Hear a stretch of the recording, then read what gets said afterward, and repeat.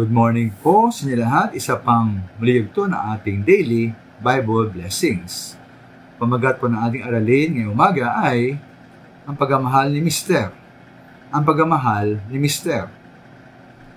Ang karanasan po sa relasyong mag-asawa, mag-live-in o magkasintahan o dating may relasyon ay isang katotohanan sa ating lipunan. Yung po ilaganap ang pananakit o abuse, violence, laban po sa mga misis.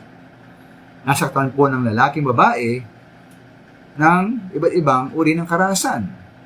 Physical, mental, emotional, kahit pagkakait ng suporta.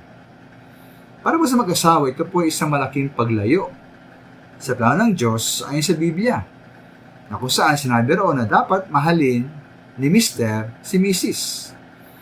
Ay nga po sa Efesios 5, 25 hanggang 28, sabi po roon, mga lalaki, mahalin ninyo ang inyong asawa na gaya ng pagmamahal ni Kristo sa iglesia.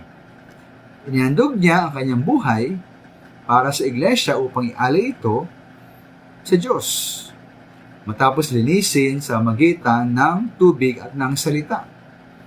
Ginawa niya ito upang ang iglesia ay may harap niya sa kanyang sarili bilang isang malalhating iglesia na walang dungis ni kulubot man upang ito ay maging banal at walang kapintasan.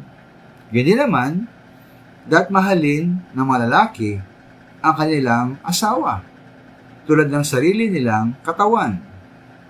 Ang lalaki nagmamahal sa kanyang asawa ay nagmamahal sa kanyang sarili. Kaya ba't may kita maminahal dito, unang-una, na tungkulin ni Mister na mahalin si Mrs. Wala siyang magagawa kundi sumunod sa Diyos at magmahal sa kanyang Mrs. Ikalawa po, ang layo ng pagmamahal na ito ni Mr. kay Mrs. ay upang mapabuti si Mrs. Tulad ng malalhating iglesia na walang dungis o kulubot, banal at walang kapintasan. Ikatlo po, ang saklaw at halaga ng pagmamahal na ito ay ang sariling buhay ni Mister. Kaya wala siyang maaari pagkait, kahit buhay niya ay dapat niyang ialay para kay Mrs. At huli, ang paraan po ng pagmamahal na ito kay Mrs. ay kung paano minamahal ni Mister ang kanyang sarili.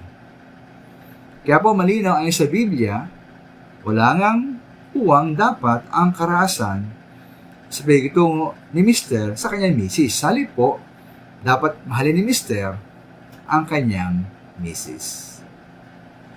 Salamat.